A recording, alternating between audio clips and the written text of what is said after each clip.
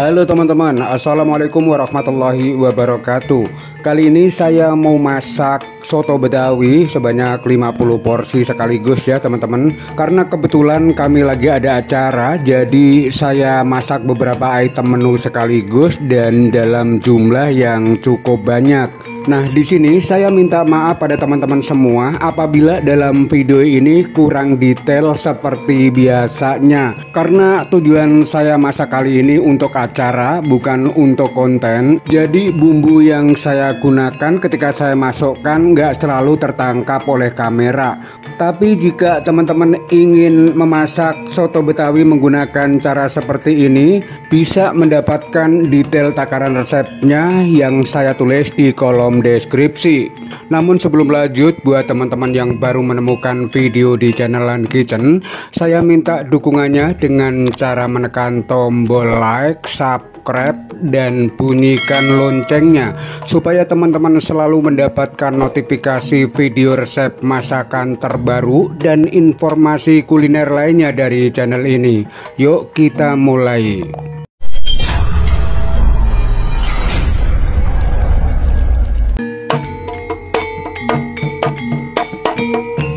Saya mulai dengan menyiapkan daging. Nah, ini yang saya gunakan daging kualitas nomor 1 ya teman-teman.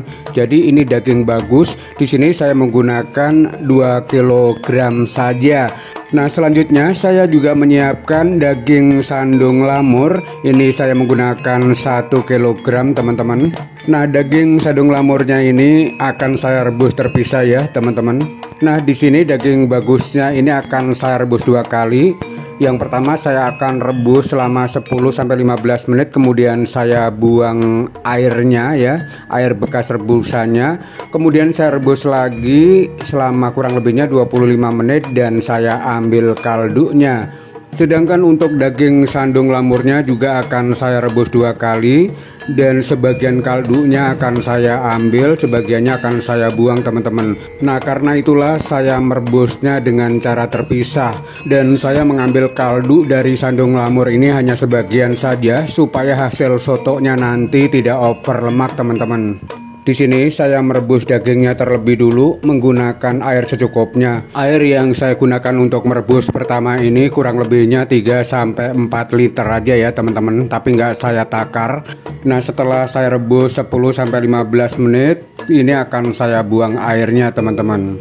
Selanjutnya daging saya rebus kembali menggunakan air sebanyak 4 liter. Nah, air 4 liter nanti akan menyisakan kaldu sebanyak 2 liter ya teman-teman. Dan kaldunya akan saya gunakan semua, ditambah dengan kaldu dari daging sandung lamur setengah liter. Jadi totalnya saya menggunakan kaldu bekas rebusan daging sebanyak 2,5 liter teman-teman. Kemudian saya menghidupkan api kompor. Nah, ini saya menggunakan api cenderung besar ya teman-teman. Dan ini akan saya tambahkan bawang putih. Saya menggunakan 3 siung yang sudah saya memarkan.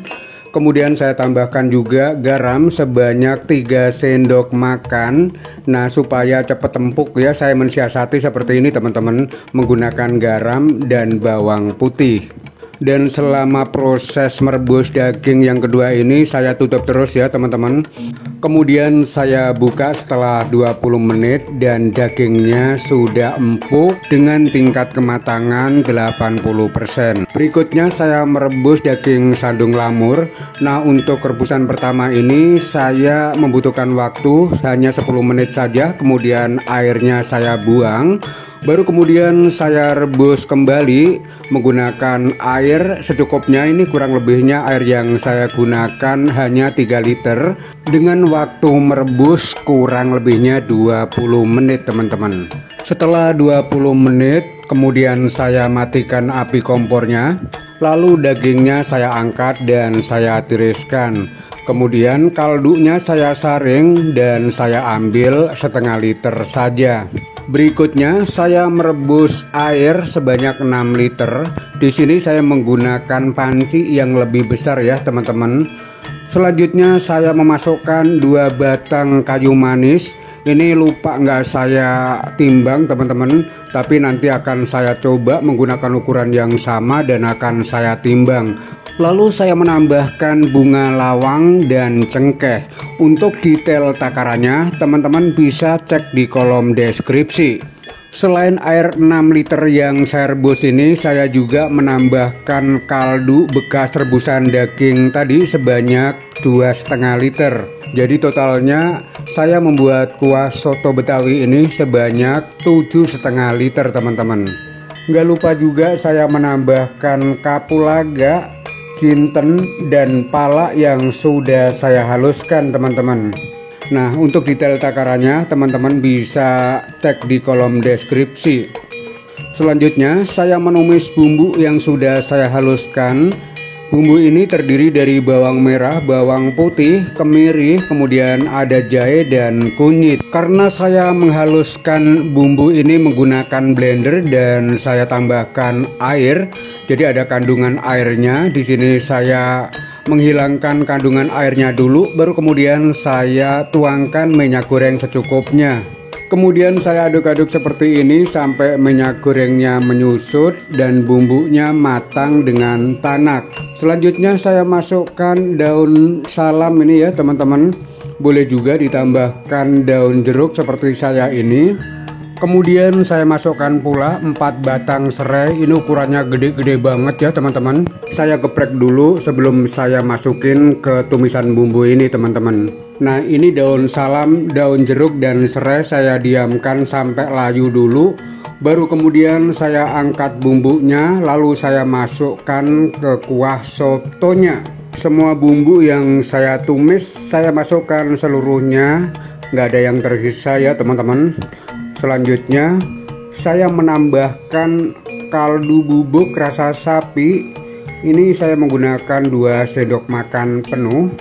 Dan saya tambahkan garam juga teman-teman.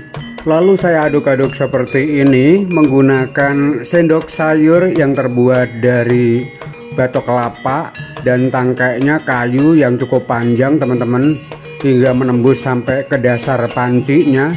Ini saya aduk-aduk supaya nggak ada bumbu yang ngendap di bagian bawah.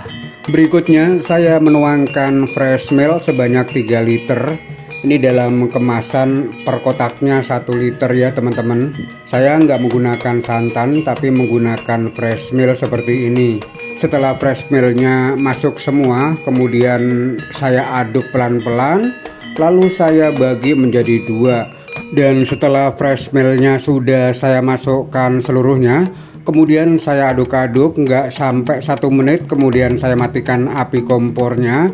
Lalu kita racik di mangkok penyajian. Nah, ini sudah saya siapkan pula kentang goreng, tomat yang sudah dipotong-potong, daun bawang, dan daun seledri.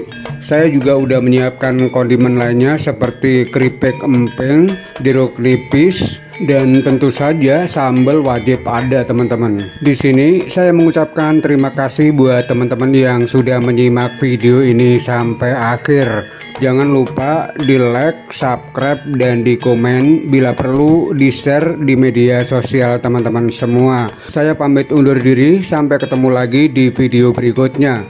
Assalamualaikum warahmatullahi wabarakatuh.